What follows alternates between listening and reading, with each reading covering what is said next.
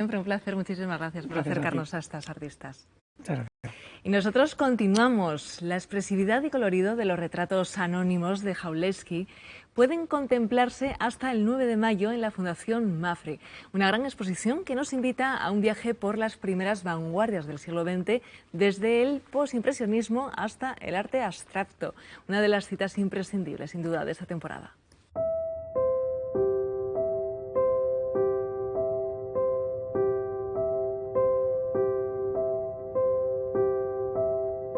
La exposición es una exposición retrospectiva y se inicia con ese periodo en el que está trabajando en un lenguaje internacional, que es el del postimpresionismo y al mismo tiempo el academicismo aprendido en la Escuela de Arte en San Petersburgo, donde se estudió. Luego su traslado a Alemania y a Suiza, en el que ya entra en contacto con su compatriota Kandinsky, pero también con Gabriel Munter, con Marianne Berezkin, que fue su compañera, y cómo va entrando esa liberación del color que va aprendiendo también de viajes a París. En eso no es distinto de otros.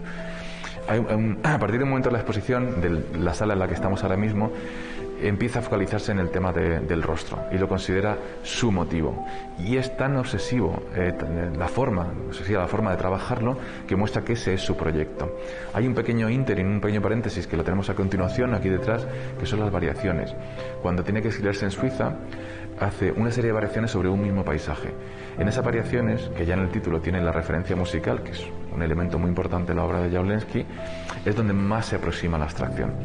A partir de ahí vuelve al rostro, pero no en la línea que tenemos aquí tan colorista, sino una línea muy geométrica y trabajando de manera serial. Como decía, él está buscando el rostro con mayúscula, la faz, ese del icono que representa la divinidad, el ser humano en general, el arquetipo, que es de lo que estamos hablando. Para terminar, aquejado por la enfermedad, precisamente trabajando en lo que llaman las meditaciones. Son unas composiciones muy pequeñitas, aproximadamente de este tamaño, 15 por 20, basculan entre eso y un poquito más, en las que dibuja un solo rostro, que es un rostro marcado por una cruz, que es la cruz que forma las cejas con la vertical de la nariz. Y es el rostro, digamos, de lo divino. Pero además, en el que, frente a todo el colorido que vemos aquí y el empaste de la pintura, ahí hay una transparencia. Casi se ve el fondo. Está buscando lo que buscaba el icono, que es sugerir lo que hay detrás, sugerir todo aquello que no se ve. Entonces yo creo que este último aspecto, sobre todo de la serialidad y de buscar la transparencia, es algo que tiene mucho que ver con el arte posterior, el arte de la segunda mitad del siglo XX, en el que fue muy influyente, mucho más en Estados Unidos que en Europa.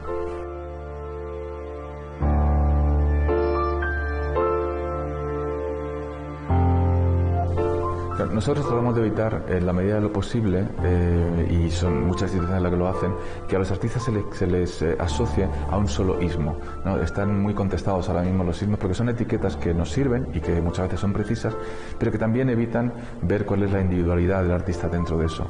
Precisamente Jauregui, si lo limitáramos solo a pintor expresionista, estaríamos dejando de lado muchos otros elementos. Entonces, ¿qué individualiza la obra de Jauregui respecto a otros de su generación? Marc, Macke, Kandinsky. Principalmente el carácter obsesivo en torno a un tema, como es el del rostro. Por otro lado, la aproximación a la abstracción sin llegar a ella. En tercer lugar, la serialidad, el trabajo en serie. Es algo que tendrá una influencia tremenda en la segunda mitad del siglo XX, en el minimalismo, pero también en la escuela de Nueva York, hasta en el pop. Ese carácter serial está muy presente en la obra de Jauregui. Y en último lugar, el aspecto devocional, el aspecto religioso y, como decía antes, de una religión sincrética, de una religión ecléctica y muy personal, muy interiorizada, que se refleja sobre todo al final de su vida, cuando se ve acercar la sombra de la muerte.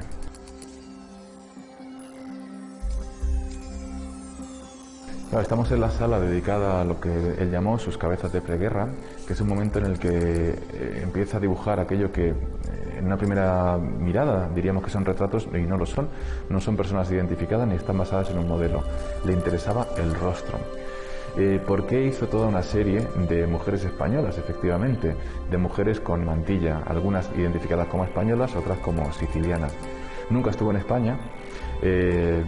Se cree que pudo venir esa inspiración por los ballets rusos de Diaghilev, que circulaban por todo el mundo y que tenían distintos números en los que se hacía también una especie de eclecticismo de los folclores europeos y de todo el mundo, y había noches españolas. Noches españolas había en todos los cabarets de las grandes capitales europeas en ese momento. Por otro lado, el tema de la mujer con mantilla le interesa por un aspecto más formal, y es que él cuenta un recuerdo infantil en el que descubrían en una iglesia a la que asistía de pequeño el icono de la Virgen, que tenía 3 velos, y lo descubrían, y en el momento de descubrirlo, de destaparlo completamente, sonaba una fanfarria de trompetas.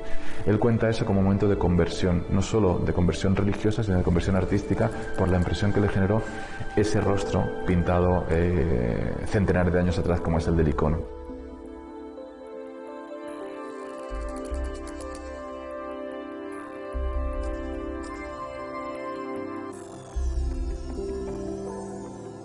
Es difícil en Jawlensky señalar 3 obras, puesto que es un artista que trabaja mucho por serie, y las obras se sostienen en el conjunto. Sin embargo, individualmente también son muy potentes. Una podría ser Ojos Oscuros, de 1912, en la que vemos esa idea de un rostro prácticamente deshumanizado. Podemos pensar en que hay un maquillaje, podemos pensar en que es una caricatura, podemos pensar en que es incluso una muñeca, porque está buscando, como buscan precisamente los muñecos, los juguetes, y no individualizar sino generalizar, hacer el arquetipo. Jawlensky, de hecho, en este periodo ya suele borrar la psicología de los personajes, pero no la expresividad, que es como una gorgona medusa, como una de esas figuras que protegen los templos, ¿no? Esa terribilidad de la que tanto se habla en arte, sobre todo a partir del barroco, está ahí. Pero también está la libertad cromática absoluta. Y esa pincelada muy empastada que viene del postimpresionismo de Van Gogh, etcétera, pero que aquí está aplicada a un rostro que veis que ya son rasgos muy marcados, muy poco individualizados, ¿no? No busca la psicología de la persona.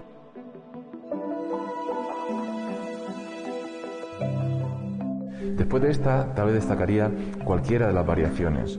El problema de cómo dialogan las formas y los colores, de los límites que hay entre ellas, que veis que a pesar de no tener dibujo están limitadas, se respetan el espacio unas a otras, eso tiene una influencia muy importante en las generaciones de la pintura abstracta de los años 50 en adelante. Y sobre todo por la libertad con la que trabaja y por la referencia que he citado en otro momento a la música.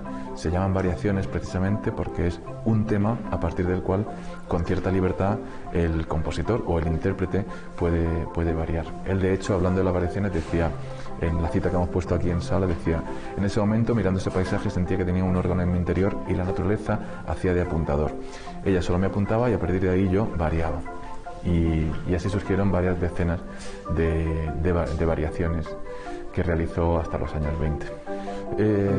Creo que lo que tiene, digamos, la poética expresionista, que puede ser interesante para el mundo actual, es que también nació en un periodo de zozobra, ¿no? en una época incierta, como fue pues las primeras 3 décadas del siglo XX. Por otro lado, Jawlensky en concreto, en general también sus compañeros de generación como Kandinsky, pero Jawlensky mucho más, tiene algo que reverbera en el mundo actual, que es un cierto interés por una religiosidad alternativa, por formas de devoción distintas de las establecidas o sincréticas, ¿no? Que combinan distintos elementos. En su caso, desde, por supuesto, la religión cristiana en la que se forma como cristiano ortodoxo, hasta el budismo, el hinduismo, es un practicante del yoga, es un hombre que aprende y practica la meditación, y todo eso está aplicado sobre todo a la parte final de su trabajo. Hay además en él otro elemento que creo que es interesante para el mundo actual, que es el tema de la enfermedad. Él fue un artista que en los últimos 10 años de su vida se vio aquejado de una artrosis que le impedía pintar como antes había pintado, y sin embargo encontró la manera, atándose los pinceles a las manos, de seguir pintando sus últimos cuadros, que precisamente por esa traba, por esa dificultad, tienen una expresividad muy marcada.